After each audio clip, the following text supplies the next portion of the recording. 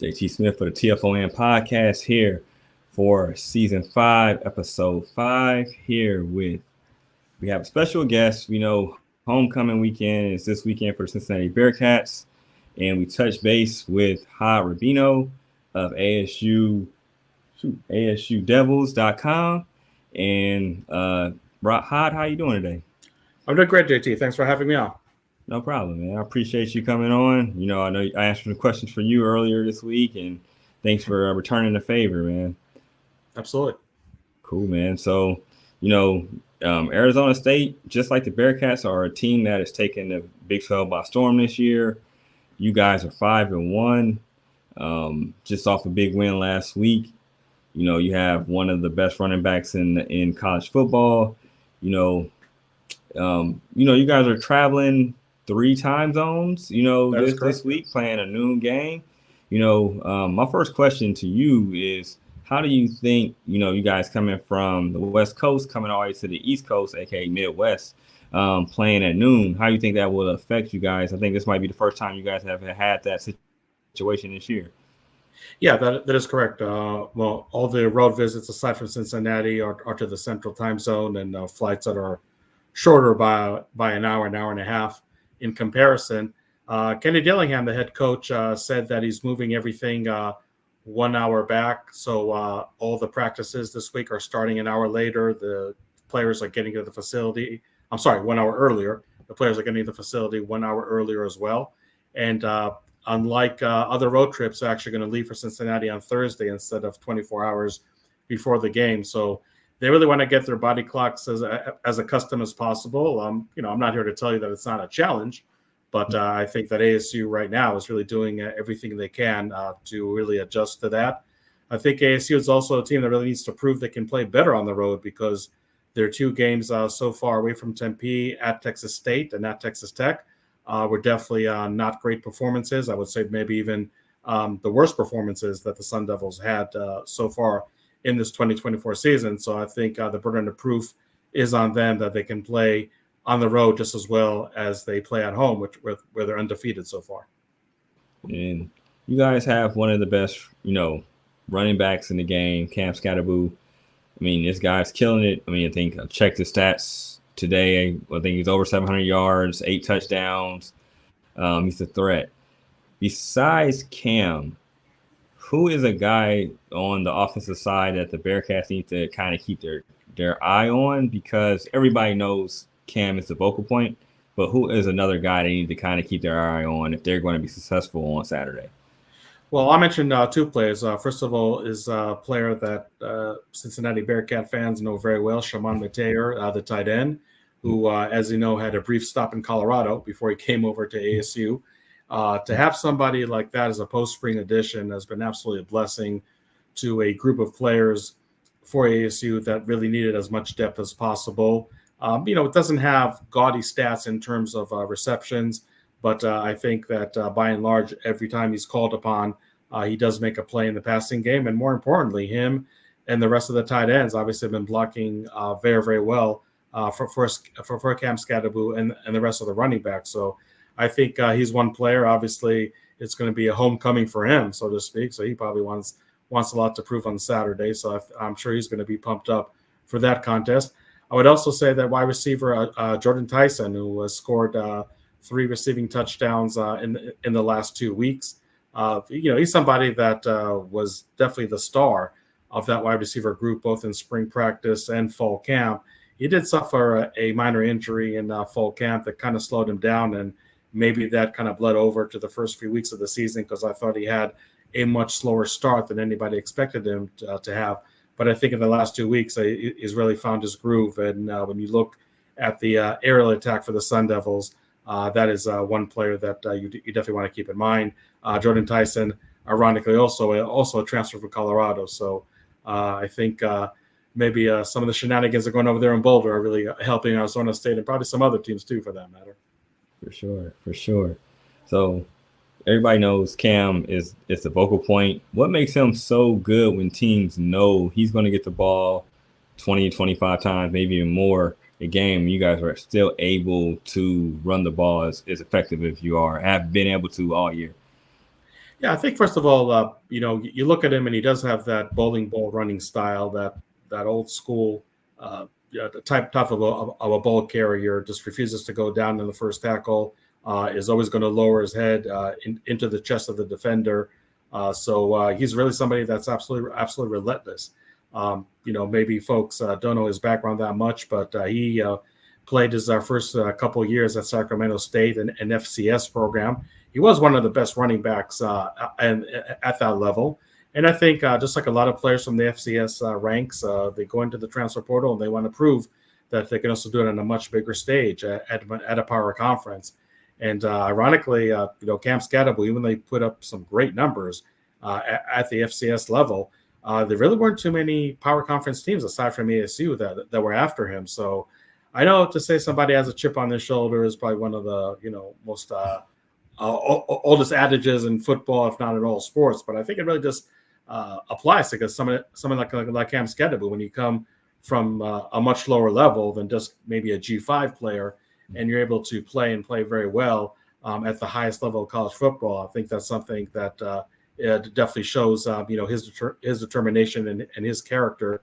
Another thing that maybe folks don't know, that is, as much as he really is that old school runner, he is somebody that is that actually does very well in the receiving game. He actually already has over 1,000 yards, 1,000 all-purpose yards. I'm sorry, and to hit that mark already at the halfway of the season, I think that's impressive for any running back out there. I just think he's somebody that didn't come out of nowhere, because I thought, as much as ASU struggled in 2023, one of the only bright spots on offense, if not on the entire team, was Cam Scadaboo. So I don't know if people in Tempe are really all shocked that he's playing well, but he definitely took his game to the next level.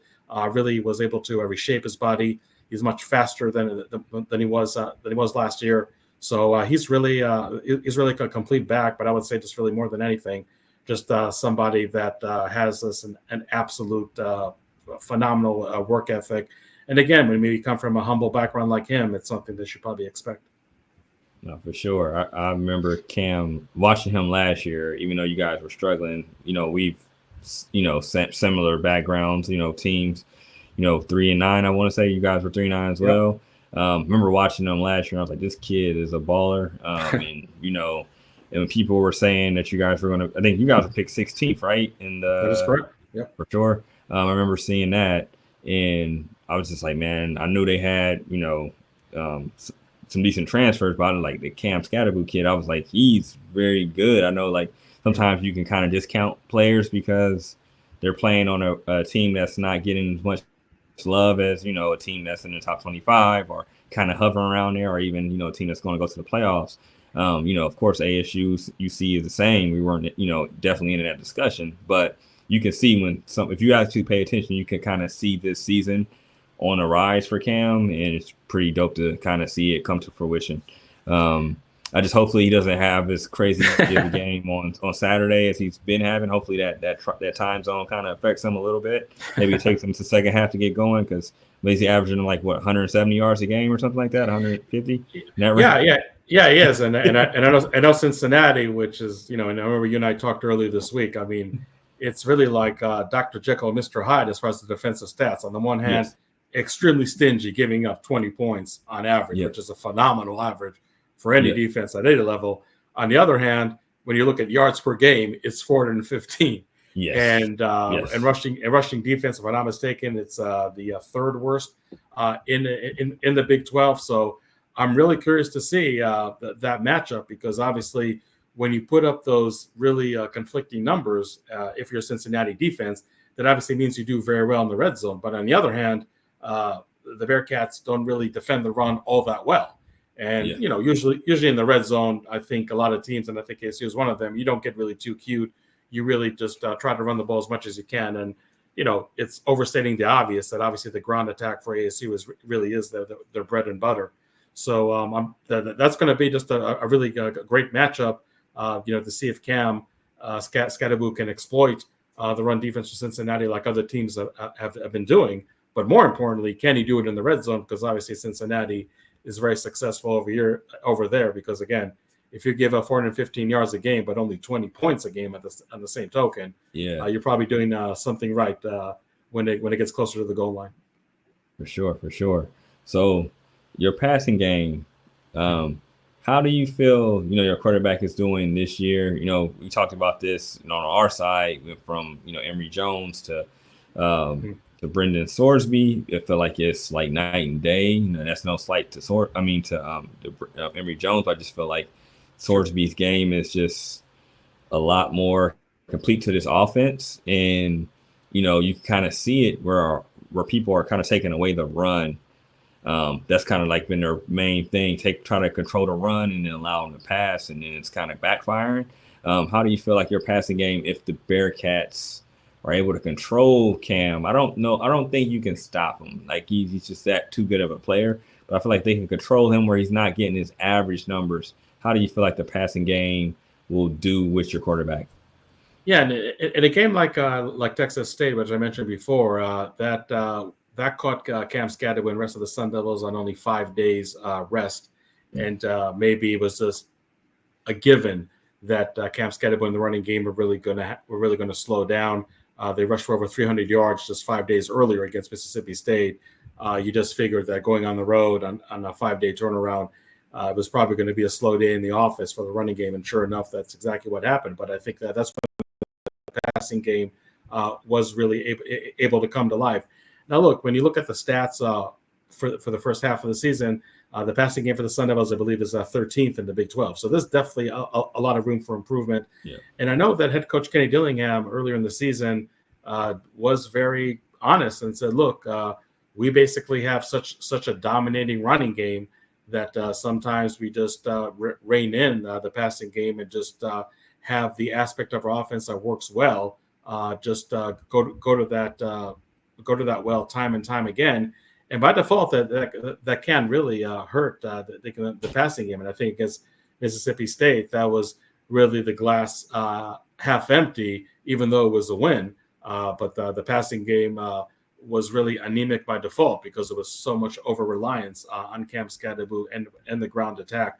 So I think the passing game in general, when you do have a balanced effort, when you try not to overload on the running game that much, I think it does okay. But look, there's no doubt that if there's one aspect of this Arizona State team that really needs to improve down the stretch in the 2024 season to shock people even that much more than they have so far, it's really the passing game. It really needs to kick up a few notches.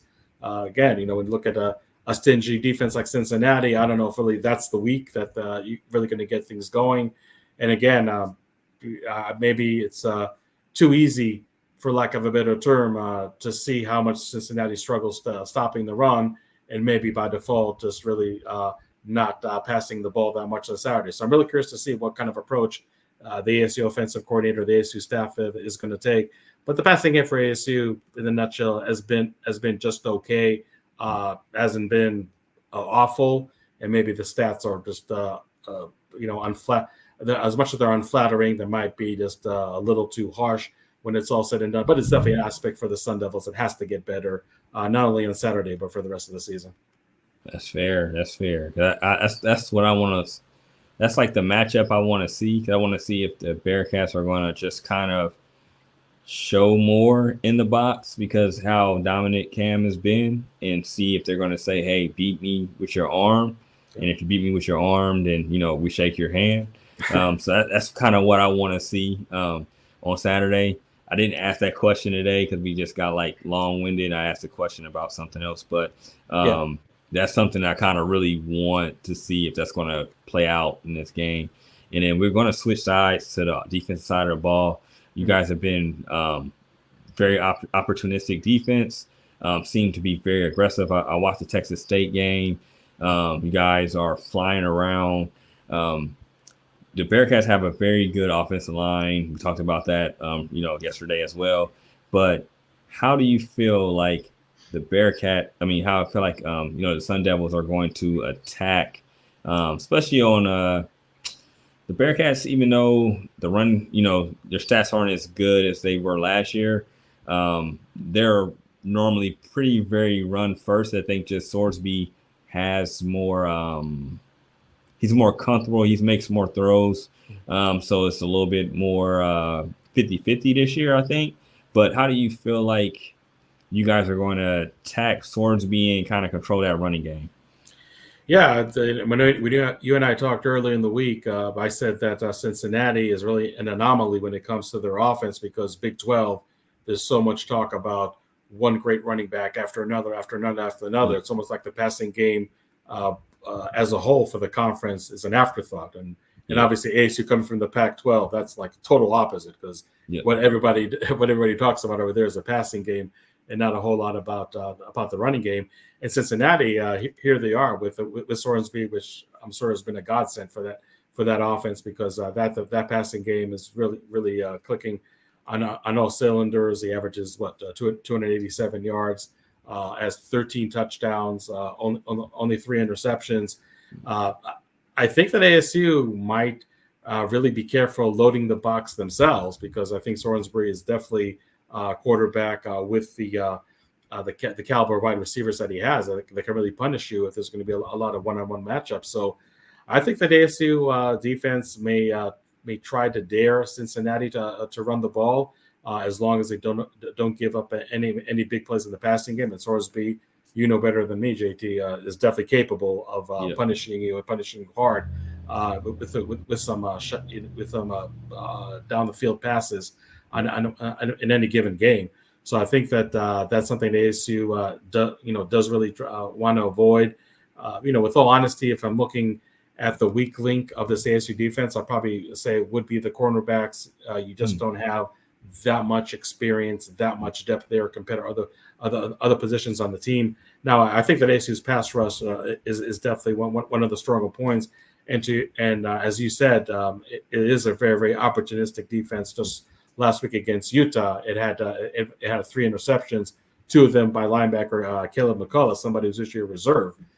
So I think that it's still going to be an aggressive defense, but I also think that the coaches know they cannot be really over pursuing a team like Cincinnati because it's a very prolific passing game team, and I think that's the type of offense where you may just sit back more in coverage, maybe be less concerned about the run, or at least not committing that many bodies to the line of scrimmage and thinking that you can still stop the run that way, and maybe try to confuse Salisbury with different looks with coverages that may show A but actually end up being B. Really just be complex and creative as possible. If I'm Arizona State and their defensive staff, that's probably the route I'm going to take because again, Cincinnati. It's not that they have a bad rushing game by any means, but I think that the focal point of the scouting report this week for the defensive staff in Tempe is definitely going to be the passing game for Cincinnati. It's legit, it's dangerous, and they have to somehow, some way slow it down on Saturday if they have a chance of winning this game. That's fair. That's fair. It's great. It's like just hearing you having that conversation, like that breakdown on that question. Last year it was just pure run, and we couldn't really throw. And this year teams started off just like having 7, 8 in the box, and then Swordsby's been so good where you have to respect it. It's just that they've had injuries. I mean, like Corey Kiner is in the same class as like all the top tier running backs. It's just that Swordsby's been so good that the pressure's not been on him like it was last year. Like last year it was like, hey, it's 8 in the box. You're still running, Corey. But now you can check out of that, and Swordsby can make all the throws you need him to make. So it's just like it's crazy just to see how 365 changes and styles make fights and styles make games. Yep. The Bearcats just look like a totally different team. So I will ask this: is there anybody that is on a team that's like kind of like a 50-50 to play, or is there kind of any injury bugs that you kind of are keeping an eye on for Saturday that could be good if the person plays, or if it's kind of one of those things like, hey, if this person doesn't play, it kind of messes up your depth? Yeah, Head coach Ken Dillingham said in his press conference on Monday that the only player that might have a chance to come back, player that did not play against Utah, is another player Cincinnati very familiar with, the defensive lineman Justin Woodley. Maybe there's like no way that that Justin was gonna miss this game on Saturday. Maybe fun to look at it that way, but he was banged up and wasn't able to play against Utah, and that's definitely going to be a huge boost.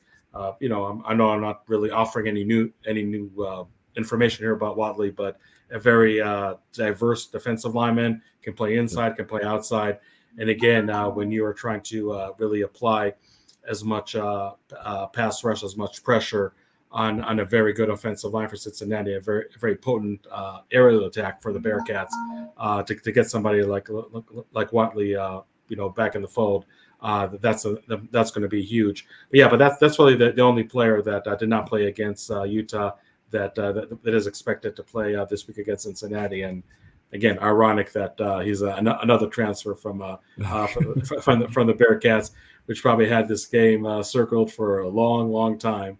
But just for him and Mateer, you really hope from an ASU perspective, obviously, that they're not really too overhyped, for this game. I mean, sure, they want to prove something, but they really have to also have to be, even keel, because I don't know what kind of welcome is waiting for them on Saturday. So they probably need to do a good job of just really tuning out the noise and really being as focused as possible, and really not trying to do too much on Saturday. Yeah. But Justin Woodley and Shimon Mateer have been definitely some of the better players for the Sun Devils this year. I don't know how much they're missing Cincinnati or not, but I know that ASU is darn happy to have them in their ranks. Oh, for sure. Those guys, I've talked to both of them multiple times when they were here. So those guys, I mean, I don't know about the other stuff that went behind, the scenes or whatnot, but like me, those guys, I like those guys a lot. So I'll root for them. I just don't want them to do too good on Saturday. They could do good as long as they lose.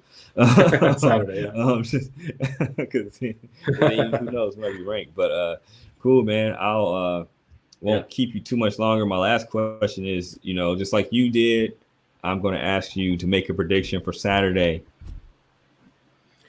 Yeah, I feel that on the one hand, there are some people that are skeptical about Arizona State playing well on the road. Again, I mentioned the performances against Texas State and Texas Tech. Definitely not the shining moments so far in 2024. I understand there's a legitimate concern of really getting your body clock right, especially with such an early kickoff. It's going to be 9 a.m. Arizona time when the game kicks off on Saturday. Is it something that is maybe overstated, how hard of an adjustment it's going to be?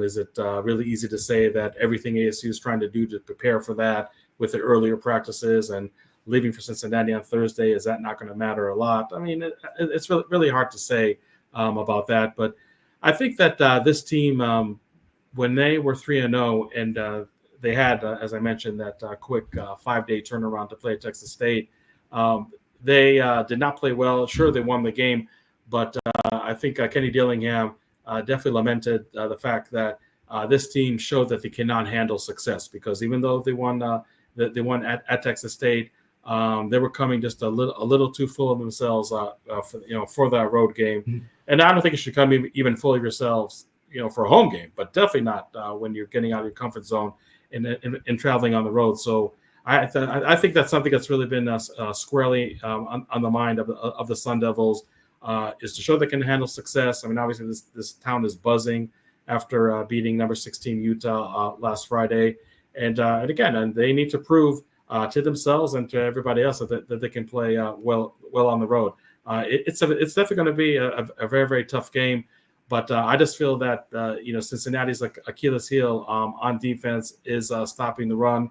That's Arizona State's bread and butter. So really, on paper, that's a matchup that favors ASU. But this is not going to be a walk in the park by any means. Cincinnati is definitely going to get theirs on offense. So I'm calling it maybe like a quasi shootout, but I think ASU is going to win this game 31-27.